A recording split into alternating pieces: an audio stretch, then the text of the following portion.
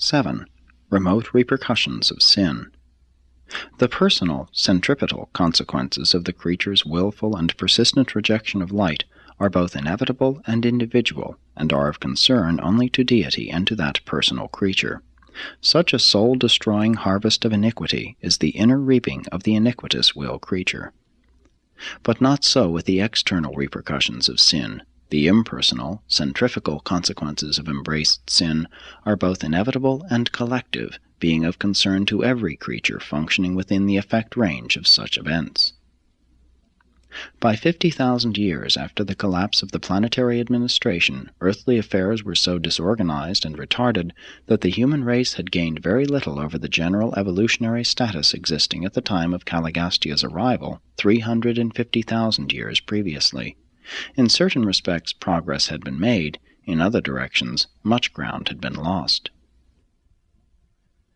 Sin is never purely local in its effects. The administrative sectors of the universes are organismal. The plight of one personality must, to a certain extent, be shared by all.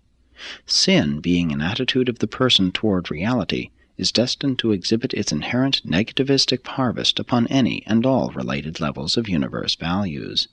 But the full consequences of erroneous thinking, evil-doing, or sinful planning are experienced only on the level of actual performance.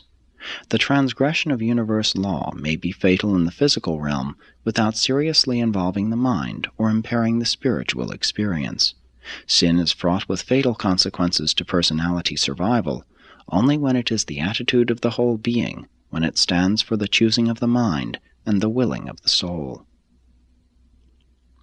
Evil and sin visit their consequences in material and social realms, and may sometimes even retard spiritual progress on certain levels of universe reality. But never does the sin of any being rob another of the realization of the divine right of personality survival. Eternal survival can be jeopardized only by the decisions of the mind and the choice of the soul of the individual himself. Sin on Urantia did very little to delay biologic evolution, but it did operate to deprive the mortal races of the full benefit of the Adamic inheritance.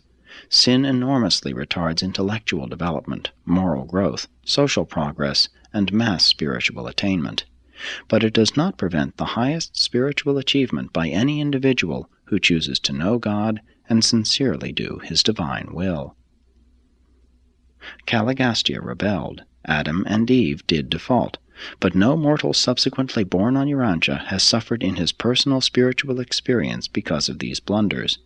Every mortal born on Urantia since Caligastia's rebellion has been in some manner time penalized, but the future welfare of such souls has never been in the least eternity jeopardized. No person is ever made to suffer vital spiritual deprivation because of the sin of another. Sin is wholly personal as to moral guilt or spiritual consequences, notwithstanding its far-flung repercussions in administrative, intellectual, and social domains. While we cannot fathom the wisdom that permits such catastrophes, we can always discern the beneficial outworking of these local disturbances as they are reflected out upon the universe at large.